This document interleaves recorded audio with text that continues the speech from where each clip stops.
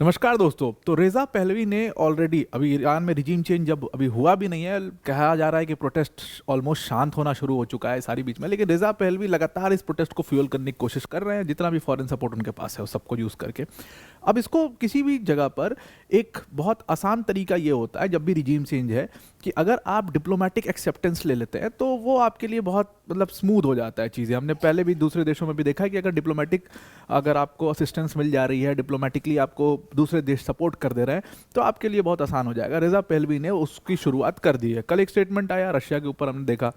आज एक स्टेटमेंट भारत के ऊपर उन्होंने दिया। उनको ये बात समझ में आ चुकी है कि इस रीजन में अगर कुछ भी करना है, इस रीजन में जो भी करना है, उसमें भारत, चाइना, रशिया जैसे देशों के बिना इजाज़त के या बिना उनके एक्सेप्टेंस के आप बहुत दिन तक टिक नहीं पाओगे। ये बात वो बहुत अच्छे से समझते हैं और सिर्फ वेस्टर्न सपोर्ट से, यूरोप के सपोर्ट से आप ईरान के अंदर रिजीम चेंज करके ईरान चलाने लग जाएंगे, ऐसा हो नहीं सकता। उन्होंने इस चीज़ को सबसे अच्छी तरीके से समझा है और अब भारत की तारीफ करनी शुरू कर दी है। उन्होंने बहुत क्लियर कर दिया है कि अगर रिजीम चेंज होता है और रेज़ा पहलवी की सरकार वहाँ आती है तो ईरान जो है वो भारत के साथ एक बहुत ही अच्छे रिलेशंस बनाएगा, बहुत ही अच्छे संबंध वहाँ पर स्टैब्लिश किए जाएंगे। डिटेल में इसको डिस्कस करते हैं, उन्होंने क्या कहा, भारत तक क्या इस पर टेक है। बट वीडियो में आगे जाने से पहले एक बड़ी अनाउंसमेंट अनअकैडमी टीम की तरफ से कि अनअकैडमी का URTS यानी कि अनअकैडमी रिवीजन टेस्ट सीरीज जो है वो आ चुका है और आपका प्रीलिम्स बहुत जल्दी होने वाला है, तो रिवीजन की बहुत ज़्यादा आवश्यकता है। ये टेस्ट सीरीज आपके लिए बेस्ट होगी। इसमें 8 सब्जेक्ट वाइज टेस्ट है, 12 फुल लेंथ टेस्ट हैं, OMR बेस्ड प्रैक्टिस होगी। इसमें 11 GS और 11 यहाँ पर आपको CSAT के टेस्ट मिलेंगे। इसमें जो एजुकेटर्स हैं हमारे, वो सारे एजुकेटर्स ने खुद क्वेश्चंस को क्यूरेट किया है, तो आप बहुत ही एकदम ज़बरदस्त क्वेश्चन यहाँ पर आपको इसके अंदर मिलेंगे। सब्जेक्ट एक्सपर्ट्स का इससे कोई लेना देना नहीं है। प्लस इसमें जो टेस्ट सीरीज़ है, इसमें पूरा OMR बेस्ड प्रैक्टिस आपकी करवाई जाएगी। ये टेस्ट सीरीज़ की कॉस्ट है सिर्फ 1999। लिंक हमने इसका डिस्क्रिप्शन में दे दिया है। Now coming back to the topic. तो ईरान के अंदर एज यू नो प्रोटेस्ट चल रहे हैं और ईरान का ऐसा देखो, ऐसा खुमैनी के अंतर्गत भी कोई ऐसा भारत के साथ ईरान का रिश्ता ख़राब तो था नहीं, बल्कि खोमेनी के साथ भी भारत ने वो रिश्ता अपना जो उनका लॉन्ग टर्म जो पूरा रिश्ता था, इससे पहले पहलवी सरकार जब थी उसी समय से, इंदिरा गांधी के समय से जो रिश्ता चला आ रहा था, वो रिश्ता हमेशा कंटिन्यू रहा। उससे कोई दिक्कत नहीं हुई जो भी रिजीम चेंज वहाँ पर हुई। तो भारत के रिश्ते हमेशा ईरान के साथ में अच्छे रहे हैं। पर रेज़ा पहलवी ने यहाँ पर एक पहल अपने लिए शुरू करी है। अपने लिए उन्होंने कहा है कि अगर ईरान अब बनेगा, उनके सरकार में आएगा, तो वो एक डेमोक्रेटिक ईरान बनेगा और डेमोक्रेटिक ईरान किसी भी डेमोक्रेटिक देश के साथ अच्छे संबंध रखने की कोशिश करेगा, जिसमें भारत सबसे अच्छे अच्छे देशों में से आएगा, क्योंकि भारत और ईरान की जो डेमोक्रेटिक वैल्यूज़ हैं वो बहुत ज़्यादा एक दूसरे से मिलती हैं और ये एक बहुत अच्छा रिलेशनशिप फोर्ज करेगा।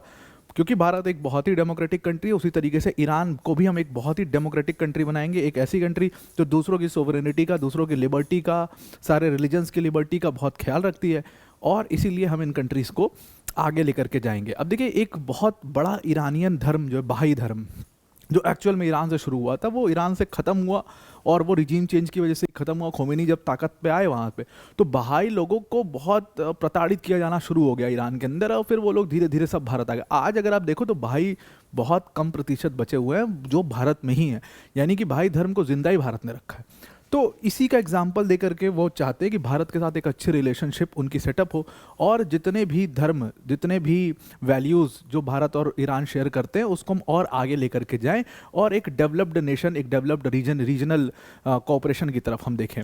तो उन्होंने इसमें एग्जाम्पल दिया कि जब मतलब वो उनके फादर हुआ करते थे ईरान में, तो उस समय पर इंदिरा गांधी जी ईरान में विज़िट की थी और उसकी वो तस्वीर मैंने लगाई हुई है। तो इंदिरा गांधी जी उस समय ईरान में विज़िट किया था। उस समय वो बहुत छोटे थे और उस टाइम से हम बहुत अच्छा रिलेशन जो है एक दूसरे के साथ शेयर करते हुए आ रहे हैं और मैं चाहता हूँ कि ऐसा ही रिलेशन जब मेरी सरकार आए तो आगे भी हो। अब इनकी सरकार आएगी नहीं आएगी वो बहुत डाउटफुल है, क्योंकि US की सारी जो कोशिशें हैं, सारी कवायद जो है वो ईरान में ख़त्म होती नज़र आ रही है। बिकॉज ईरान हैज़ रजिस्टेड, जो भी उन्होंने किया हो, क्रैकडाउन सीरियस किया हो, बहुत लोग मारे गए हों, लेकिन इसमें रशिया, चाइना बिल्कुल भी ये नहीं होने देना चाहते कि एक और देश में वेस्टर्न पपेट सरकार बन जाए।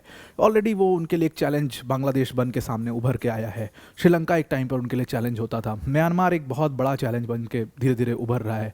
तो वो नहीं चाहते कि इस रीजन में और एक ऐसा देश हो और इतना बड़ा ईरान जैसा देश हो जो सीधा वेस्टर्न पपेट के हाथ में चला जाए, किसी भी वेस्टर्न पपेट टाइप का नेता जो है वहाँ पर बैठे। तो रशिया, इसीलिए रशिया हैड स्टेप्ड इन। पिछला वीडियो में हमने काफ़ी डिटेल में उसको डिस्कस भी किया कि पुतिन ने बड़े सही टाइम पर एंट्री की है, बहुत मैच्योरली उन्होंने इस चीज़ को लिया है। एक भी इधर उधर बात होती तो बात बढ़ सकती थी, लेकिन उन्होंने मैच्योरली उसको मैनेज कर लिया। तो रेज़ा पहलवी खैर वो सपने देख चुके हैं। उन्होंने भारत की बड़ी तारीफ करी कि भारत का कल्चर बड़ा रिच है और हम एक दूसरे के साथ एक बहुत अच्छा रिलेशनशिप बना सकते हैं, फिर और आगे कोऑपरेशन ऑपरेशन की बात है। उन्होंने कहा कि अभी ये सब छोटी मोटी दिक्कतों के ऊपर बात हो रही है, रिजीम चेंज तो रिजीम चेंज तो होना ही है, मतलब वो मान के चल रहे हैं कि रिजीम चेंज होना ही है। अब देखिए जाहिर सी बात है, उनका देश रहा है, उनको उसके बारे में समझ थोड़ा ज़्यादा होगी, वहाँ की पॉपुलेशन के बारे में समझ ज़्यादा होगी। अभी जो न्यूज़ मीडिया और उस पर प्रेजेंटली जो आ रहा है उससे तो ये समझ में आ रहा है कि प्रोटेस्ट हल्का हो रहा है। हालांकि देखिए पूरा मीडिया प्रोपेगेंडा भी हो सकता है, क्योंकि कई बार ऐसा हमने देखा है कि भाई सिचुएशन ग्राउंड पर कुछ और है और बाहर कुछ और है।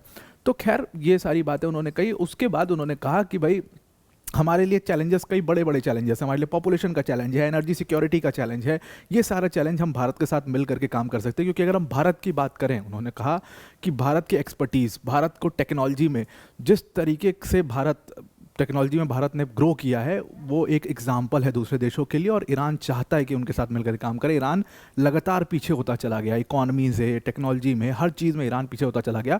लेकिन अब हम एक अच्छा ईरान बनाने की कोशिश करेंगे।